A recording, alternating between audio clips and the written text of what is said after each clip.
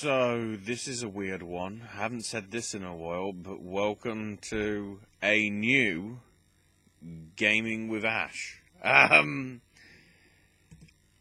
been wanting to do it for a while. The BAFTA thing has sort of come and gone, so I don't think it's worth talking about. However, in the last few days, this is being recorded on Tuesday the 16th, by the way, of April 2019. I have to say that. There's been quite a few leaks and confirmations over the past few days regarding the next-gen consoles. Well, I guess the next-gen, there's a bit of next-gen and a bit of current-gen. The first one is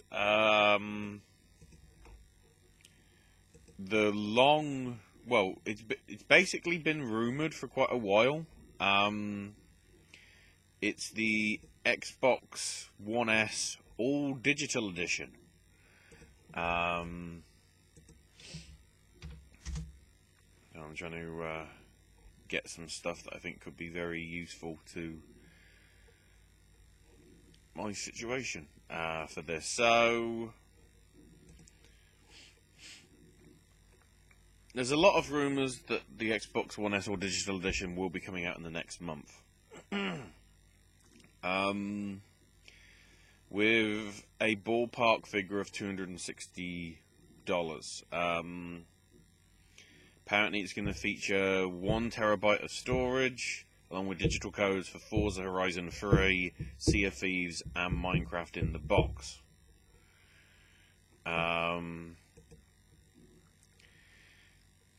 Which I find interesting, because let's go to Amazon. There is, if I can find it, the Xbox One S 1 terabyte console starter bundle, which, okay, so that doesn't, it includes 3 months of Game Pass. I was confused because there was like all these games and it's like, wait, they come with a console? So let's have a look at like the newest comparison. I don't know if there's one with multiple games. There's a Battlefield 5 bundle that's currently on sale for about $240. An NBA 2K19 for about $220. I'm trying to look for ones that aren't discontinued. Forza Horizon 4, $250. Trying to see if there's one with multiple games in. Because I don't know. I've heard some people saying that there's some places where, I mean, let's have a look at the actual Amazon UK and see what we get. Because the rumoured price over here in the UK is somewhere in the region of about £200. So the question is, what Xbox One S's can we get in or around that money to show whether it's worthwhile to switch to all digital? Yeah, I'd like to look at consoles, please, Amazon. Thank you.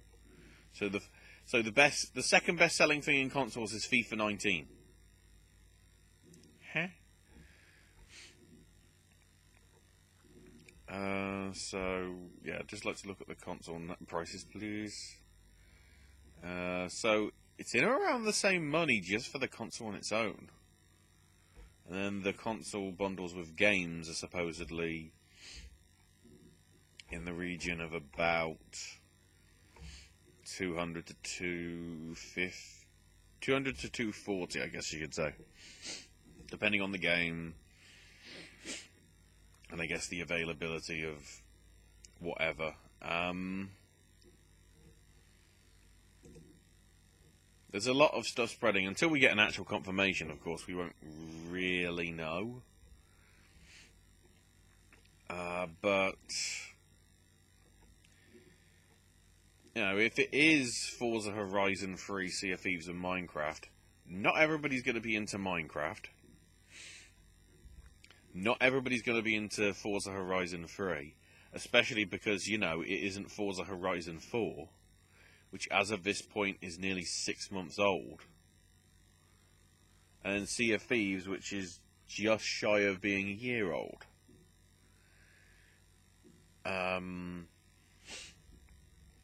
Well, no, sorry, just over a year old, I should say. Forza Horizon 3 was, what, 2016? Because 2017 was Forza 7 or 6? And then Forza Horizon 4 was obviously last year. Which probably means another Forza for the Xbox Scarlet or whatever you want to call it this year.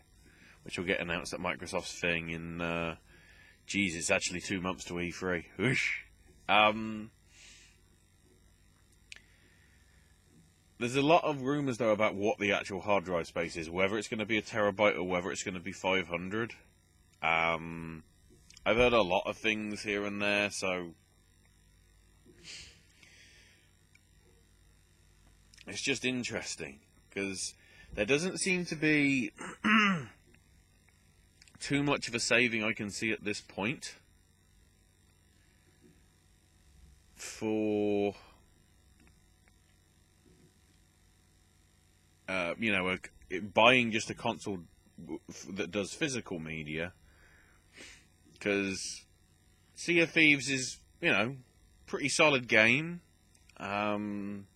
It's got the content now that it wasn't lacking at launch. It's literally done like sort of a No Man's Sky and whatever. It's there now, but the problem is how many people are there to be able to see it. Minecraft is obviously a juggernaut, but the problem is it's not going to cater to everybody. Obviously to a mainly younger demographic to some extent, but I know there are hardcore sort of adult players as well.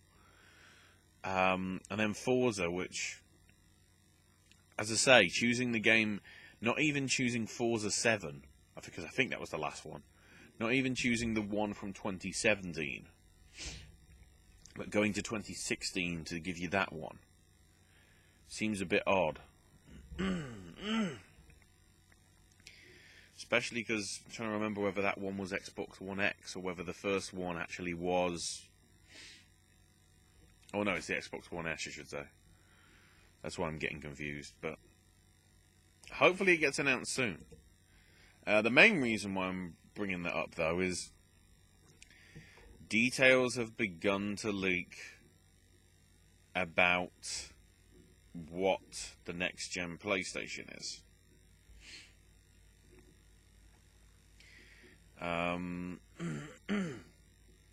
So it's not named yet, but literally Wired got the exclusive. They are somewhere in apparently in a conference room where Mark Cherney, the console designer of, you know, PS4 and everything,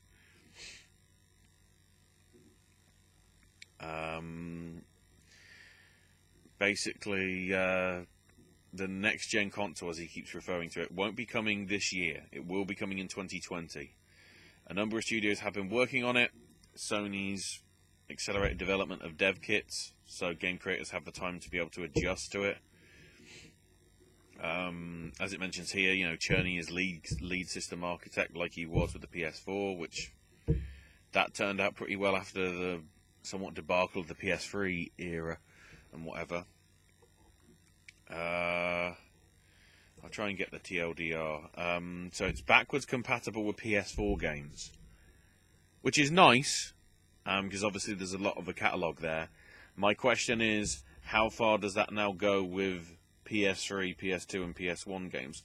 I know there's some PS1 and PS2 games on the store, and whether there's somehow some software that can do what PlayStation now does, but be a lot more solid and be sort of like Xbox Game Pass, whether they can retroactively do it with the, you know, the system that they've got. I think that's now going to become a big thing because of how Microsoft did it with the original Xbox and the Xbox 360 games being able to be played on Xbox One. There's going to be a lot of pressure that it's going to be focused on trying to get the backwards compatibility for more of the back catalogue of Sony's collection. You know, I'd like to see some sort of way, if possible, that like PSP or Vita games. I know that's more of a pipe dream than anything that I've previously said about the PS5 or whatever we're calling it. But you know, for some of those games, they never really got played, and some of them are really good. Obviously, we've seen some of them via remasters and re-releases like Gravity Rush and like Patapon, but I still say that the 2 Uncharted games that came out exclusively for Vita might be sort of worth remastering and trying to bring to, even as a budget release, to digital. Hopefully. The other confirmed details, it's going to support 8K, so those of you who have stupid televisions / screens, it will be sorted. The CPU is based on the AMD Ryzen architecture with a custom GPU based on an AMD Radeon Navi with ray tracing support, which is pretty top of the standard sort of high quality stuff. It won't be a hard drive, it'll actually be a solid state drive, apparently, in terms of the hard drive. So it won't be sort of an external, or no, sorry, not an external, it won't be sort of an HDD sort of drive like you had with the PS3 and you had with the PS4. It is going to be a solid state one, which, you know, when you think about PCs performing much better on SSDs rather than, you know, standard hard drives, that probably is a smart move. It will be supporting PSVR, so you'll be able to take all that stuff over as well. And most notably, they are still supporting physical media, which I think makes a lot of sense, because if it's backwards compatible with the PS4, there's a lot of discs out there. It won't just all be digital. And obviously, if the guts of it is still a Blu-ray drive, in terms of disc storage, it makes sense that you can have a lot more off the disc and whatever. And as previously mentioned, it won't be coming out in 2019.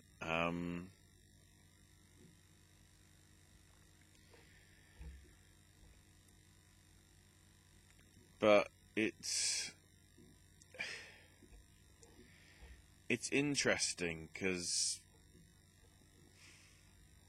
that seems like the very interesting stuff. I know Digital Foundry did a look for other stuff and the stats, and basically saying that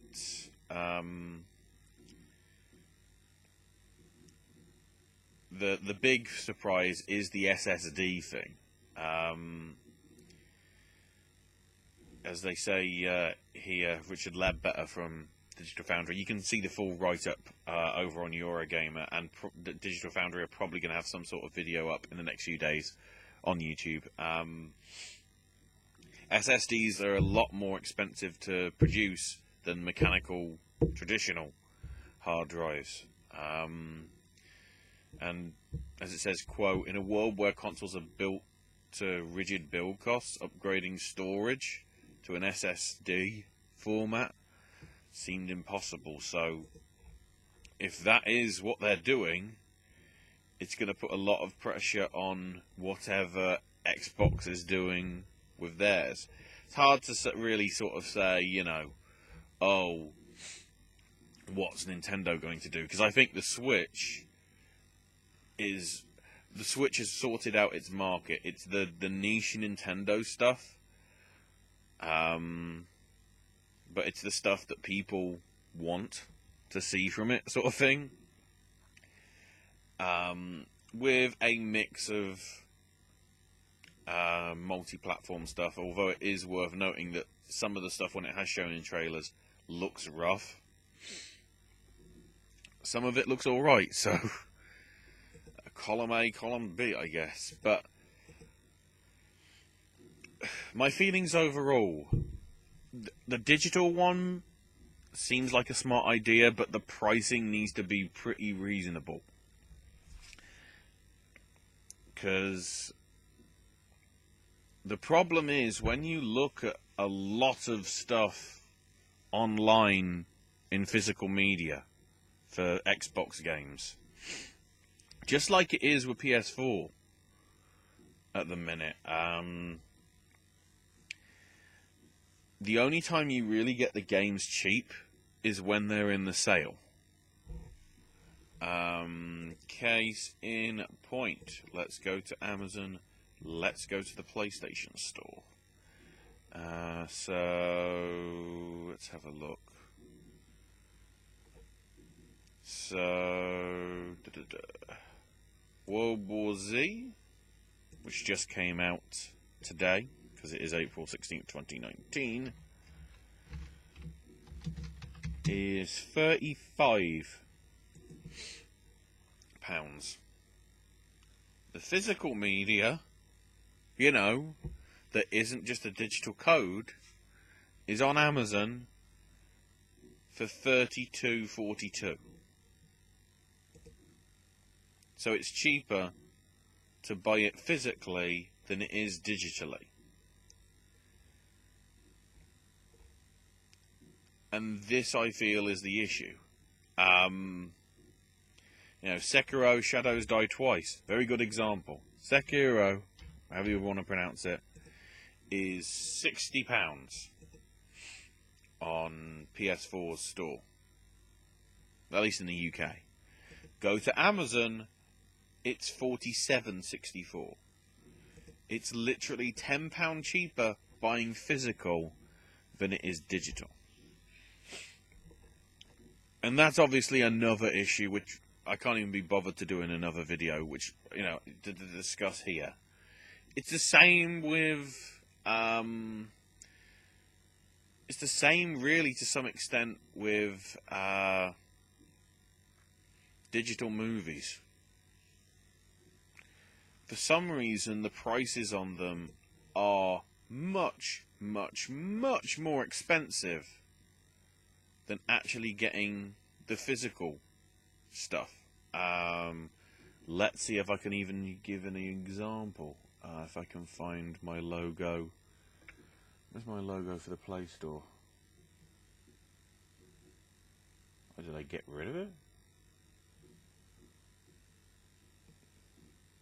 I may have gotten rid of it.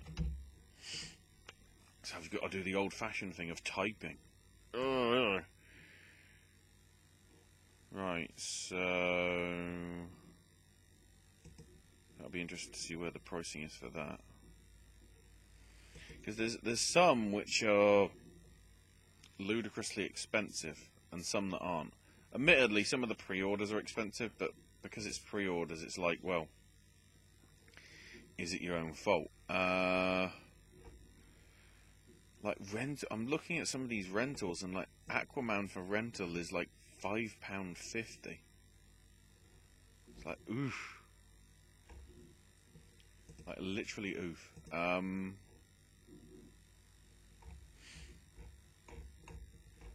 Hopefully by clicking on that it doesn't auto buy. No, so it's 10. Okay, so it looks to be the same price as Aquaman is, in that it's £10 for standard definition and $14 for high def. Again, let's go to Amazon.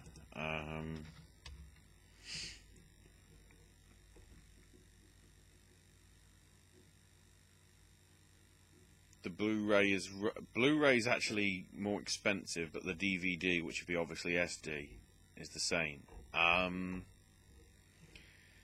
However, in other examples, which I can't even think of at the minute, I'm pretty sure for at least a time,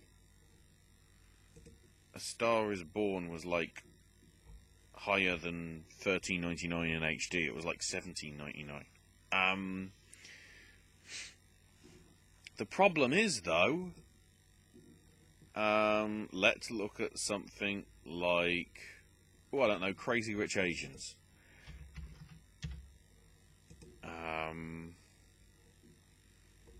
Okay, so that's come down now. Well, that was a bad example. Let's look at... I'm trying to think. Something that came out recently. Oh, of course. A favourite of a lot of ours here, or especially me and AJ, Bad Times at the El Royale. So you can only get it in HD, no SD format. It's $10.99. Now, go to Amazon, because I know it's on sale to some extent. Because the DVD version was in HMV over here at £7, so the standard definition, I think, like £10 for the physical Blu-ray. The issue there, of course, is sometimes when you get the reductions for the physical media, it doesn't reflect it in the digital, which makes sense. I can say, I'd say probably a fair point to drop down in terms of digital media, as far as you'd want to go, is probably like maybe $5, £5 or whatever. That's sort of that budget thing. Because I don't think you can really go as low as like, like the DVDs do. It's sort of like £3 or £2 or whatever when they're really trying to get rid of the stock. You obviously can't really do that with digital. But as I say, the main issue is, to some extent it's better there, but there's still some discrepancies here and there. But video games is always the sort of major issue in terms of getting actual good deals. I don't know whether there's a way to be able to even compare Mortal Kombat 11. So the premium collection is the same price. Yeah, so that's interesting. Wait, what? There's some issue here, isn't there? So the premium collection physically costs $79.99.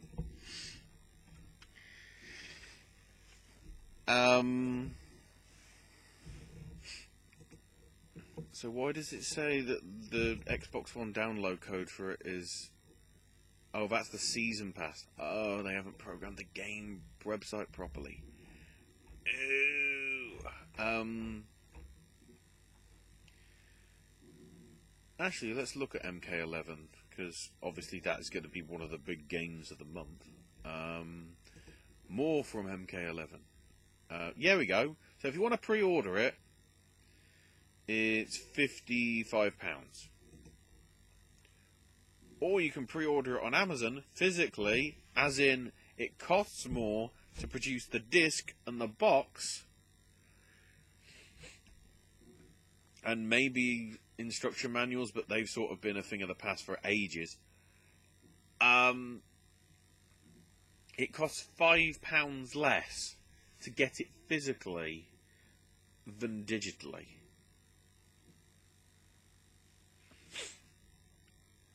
Which logically does not make sense. Because all that disc really does is it grants you access. Because obviously the disc has something of an install stuff on it with content. But obviously some of it would probably be digitally done anyway. I mean, it may play off the disc, but I don't know how many games do that now, and they just use the disc as authentication if you bought it that way. It just seems odd. That's all I'm getting at. you know, it's a sort of separate issue in itself. But I understand why the PS5 is wanting to try and stick with the physical as well as digital media stuff, because they realise that that system still broke. It's still cheaper sometimes, or more often in cases, unless you wait for the sales and whatever, for you to get games cheaper physically than digitally. Which, as I say, is a concept that should have been fixed ages ago, but hasn't, because easy way to make money, despite the fact that a lot of these companies, you know, especially in the case of Warner Brothers, and obviously your EAs and your Bethesdas and your Activisions, and Epic, I guess, making all the money through microtransactions and season passes already. So you don't need you don't need a game to be more expensive digitally than it is physically, because you're going to recoup those costs somewhere. Anyway, I've been dragging on for too long because this is nearly half an hour. So that's all from me for this video. There'll be more stuff from me, maybe on gaming, at some point this year.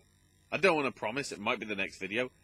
It'll probably be more towards E3, and if any other big stuff happens and gets announced. Check out all the other content on here.